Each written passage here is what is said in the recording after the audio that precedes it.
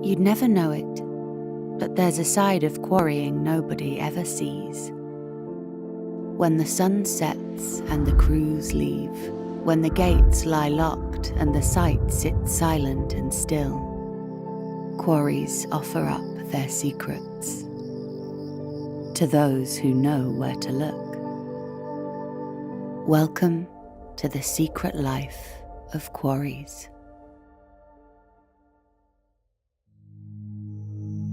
Before raw stone can become something more, it must be pulled from the grip of the ground.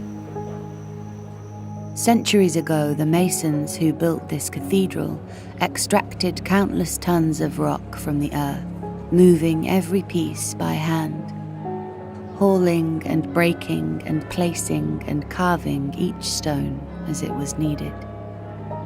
Today, with the strength of our machines and the alchemy of our industry, the typical quarry moves enough stone to build such a place every month. How is this achieved? That's the secret of extraction.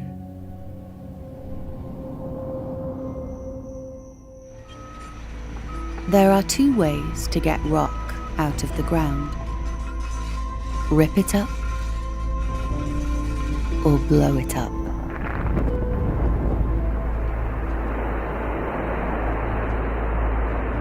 Ripping is relatively quiet and works well where blasting is too noisy, too risky, or too expensive.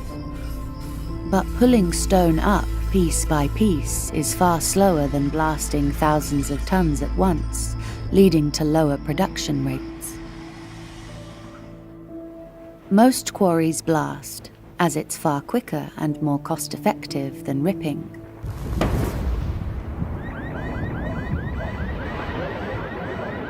But blasts aren't always popular with the neighbours. Blasting explosives also come at a cost, are hard to obtain, are riddled with red tape, and are decidedly dangerous to deal with. Then there's the issue of balance.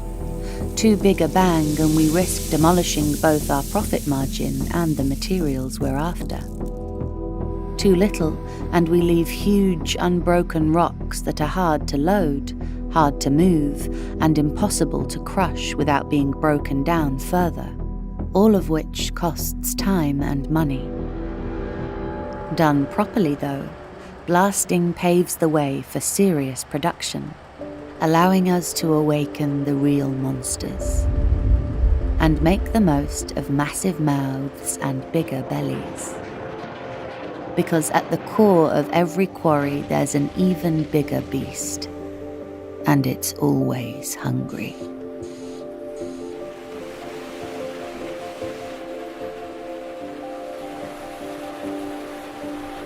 The crusher isn't just at the heart of the quarry, it's at the heart of production, performance, and cost per ton. Because an overfed crusher wastes time, money, and fuel, while an underfed crusher eats into production and profits. So it's no exaggeration to say that the real secret of extraction is to start at the crusher and think backwards. How best to feed a hungry crusher? Which tool do we trust to fill truck after truck after truck with the stone it demands? It's wheel loader versus excavator, and they're very different animals. Where both weather and environment are kind, nothing moves material like a wheel loader. On the flat, nothing matches its straight-line speed and solidity. And it has by far the biggest bite. The wheel loader keeps its environment clean, can move effortlessly from rock face to rock face to rock face. In fact, in the right conditions and operating completely independently, can feed its haulers faster than any other machine, and, in the right circumstances, can even feed the crusher directly. But on uneven ground, or in a tight space, the wheel loader cannot compete with the excavator. Agility, stability, and the longest of long necks allows the excavator to thrive in rough, unstable environments. And with tank-like treads and a 360-degree field of motion, an excavator stands where it likes and looks where it chooses. Most comfortable perched on higher ground, excavators forego mobility and speed for reach, agility, and sure-footedness. So, when pace matters most of all, when ground is even, and when faces are wide and spaces are open, then we need the wide bite and fleetness of foot of the wheel loader. But when faced with tight spaces, hard-to-reach faces, overly large rock or uneven ground, we must trust the longer neck and firmer grip of the excavator. It sounds so simple. It isn't. Machine choice doesn't stop at the rock face. We have to consider the vehicles being loaded, because beyond the need to feed the crusher, there's also no point pairing a wheel loader that can pour 10 tons a minute with a truck that can only hold 5. We have to consider the skills, costs, and numbers of available operators, because even the most advanced loaders can't drive themselves. And we have to decide between having many small machines, where machine and operator costs are high, but one machine breaking down isn't a disaster, or having fewer, large machines, where even a single machine going down can threaten the entire operation. And no matter the fleet, it must meet the crusher's demands. We even have to decide whether to buy new machines at all.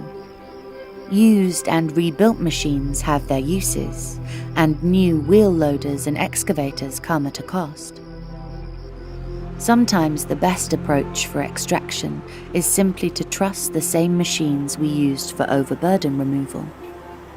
Finally, new machines or not, what matters more than size of mouth or length of neck is type of teeth.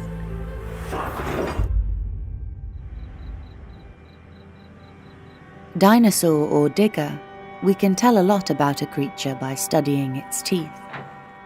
Ground engaging tools, or GET, are no different, with shape, size, and sharpness all contributing hugely to a machine's performance. Longer, thinner tips are perfect for penetrating hard surfaces, while wider, thicker ends are better suited to softer materials. Wearing matters too. Use too blunt a tip on too hard a surface, and we markedly increase the effort needed to break up the material, pushing up fuel usage and pulling down productivity. In fact, picking the right ground engaging tools and knowing when to replace them can be the difference between making a profit and just making a mess. And if the secret of getting the most out of the ground is to pick the perfect machine, the secret of getting the most out of the machine is to pick the perfect human.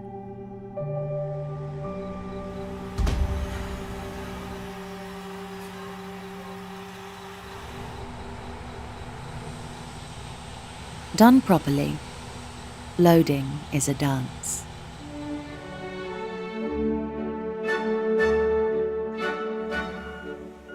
Both partners must move around one another, anticipating, matching, always in step, always in time.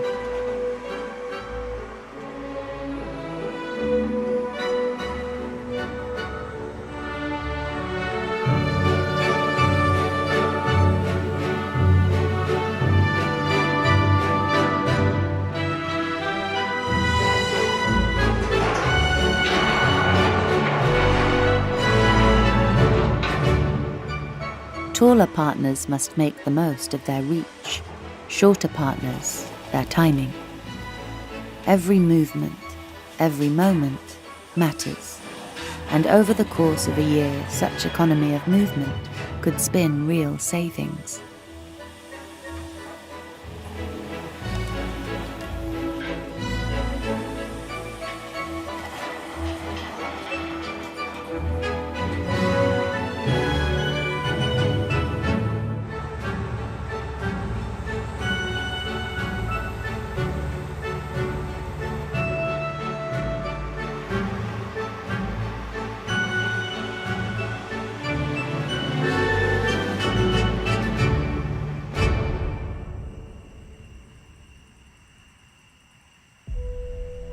Remarkably, this level of coordination and cooperation can now be achieved with an empty cab, thanks to long-range remote control technology, allowing quarries to safely harness the skills of expert operators half a world away.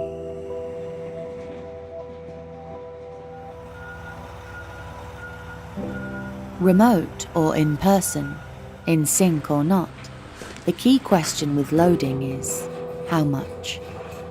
Overload a hauler and every moving part must work harder, take more strain and ultimately degrade sooner, pushing costs up and taking key machines out of action. But underload a truck and we undo all our good work, increasing the number of cycles and burning through time, money and fuel. The solution, as always, is to work a little smarter. Many modern machines come equipped with load sensors, letting us know precisely when a truck has had its fill. And as strange as it seems, amidst all this mass and movement, there are moments of almost surreal stillness. Whenever the crusher is far away, or when there aren't enough trucks to fill, loaders must sit patiently and wait. And yet many operators choose to keep their machines awake, burning through fuel and reducing its life, value, and usefulness. But with the help of a few sensors and circuits, we can gain an overview of every machine in the quarry, helping minimize wasted time and effort to give us the best possible cost per ton. So now we know how stone from beneath the earth is brought to the surface. But how does simple crushed stone become something more? Where does rock become something more than raw material? Well, that involves the secrets of hauling. And that's a tale for another day.